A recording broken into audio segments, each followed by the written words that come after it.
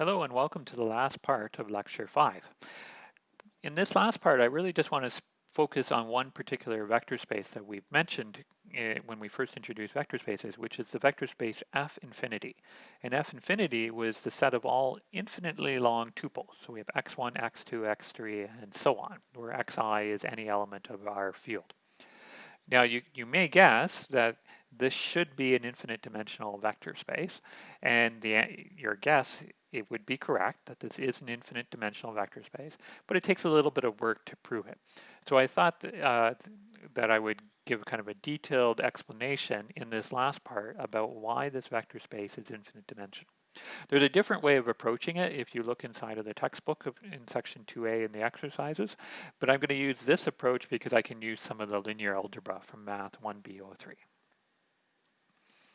Okay, so the proof is kind of has the same format as the one that we were looking at before. So you start by assuming that it was finitely dimensional, and then what we're going to do is build a contradiction. So suppose that F is the span of some vectors v1 through vt. Now remember, each of these vectors live in this set right here. So they're actually infinite sequences, right? So we can write v1 as a11, a12, a13. We can write a2 as a21, a22, a23, and so on. And we're assuming that we have t of them. So we have at1, at2, at3, and goes off to infinity. Now, what we want to say is that we want to somehow derive a contradiction by the fact that saying that everything on the left-hand side is in the right-hand side. So let's say we take up any element of the form where the first t things can be anything I want, but the rest of the values are 0. Okay, so like any t values at the beginning, and then the rest of the values are all 0. And that's definitely something that's inside of F infinity. Right? So since we're assuming that our vector space, here maybe I'll write it more like this, that our vector space F infinity is equal to the span of these vectors, there exists constants C1 through C2 such that C1 V1 plus C2 times V2 up to CT times VT is equal to this vector that I just kind of picked out of the air.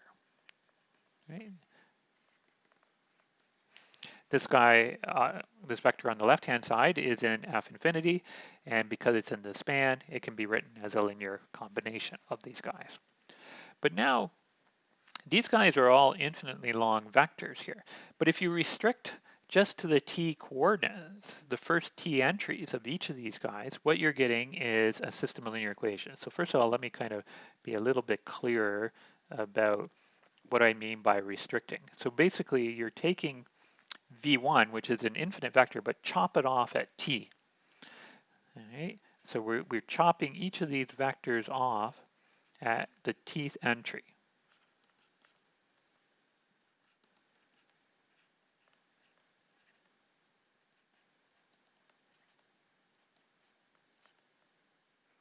And we're going to chop off the tth value at we're going to chop the second vector off also after the t entries, right? And this makes sense because the b1 comes from the first entry of the first vector, comes from the first vector of the second entry up to the first entry of the tth vector. That's where the b1 comes from. But this is a linear equation, which we know we can re-express using linear algebra, where in the I think maybe let me just double check to make sure I haven't done this yet.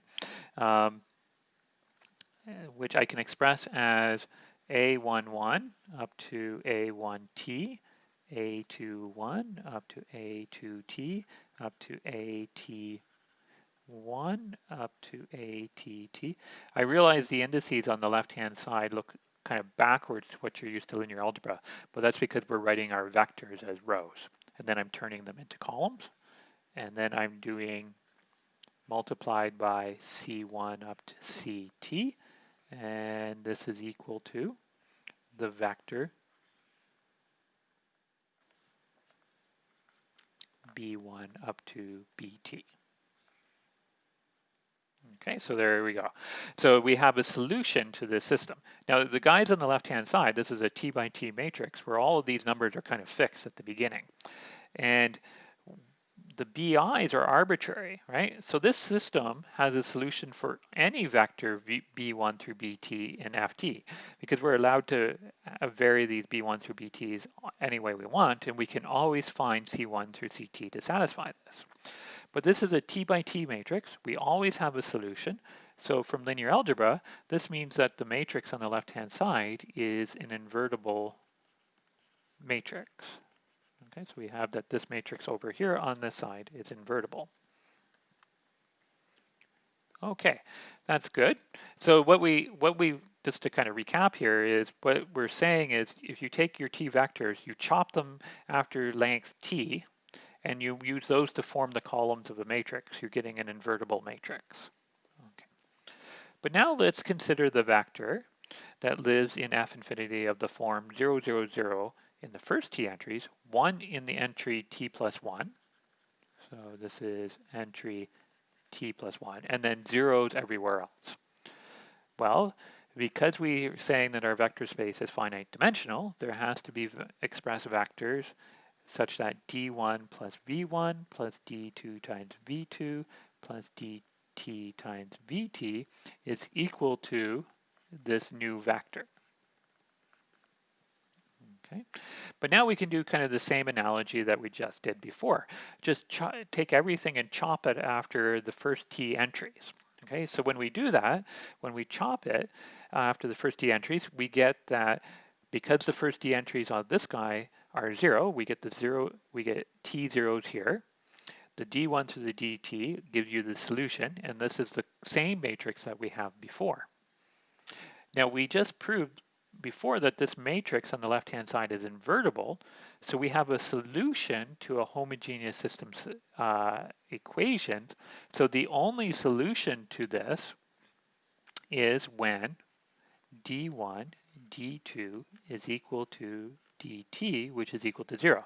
The only way that we can make this work, because this matrix is invertible, is if this is all 0. But now look what happens here. If these guys are all 0, that means this should be 0, 0, 0, 0, right? It goes on the right-hand side because these guys are all 0. But we said that the DIs were picked so that we have 0, 0, 0, 1, 0, 0, 0. Okay, oh, and it should go on here. Let me put that here. Okay, so this should be equal to 0, 0, 0, 1, and then a 0, 0, 0. Okay, but this is a contradiction.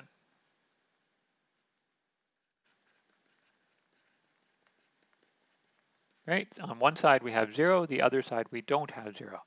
So because of this, that means our vector space cannot be finitely dimensional. Right, we made a mistake, so thus F infinity is infinite dimensional. Okay. So this is a kind of a nice example. You get to see kind of some of the linear algebra that you learned in Math 1 B03 come into play and actually allow you to prove that F infinity is infinite dimensional. So just to kind of wrap up here, okay, go up here. I'll put myself back on the screen. There's a couple of kind of important things that we learned today. We learned about the definition of a linear combination. We learned about the definition of a span. We learned about finite dimensional versus infinite dimensional.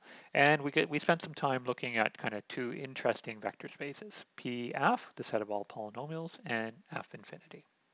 So I hope you enjoyed today's lecture, and I will see you in lecture 6. Have a great day.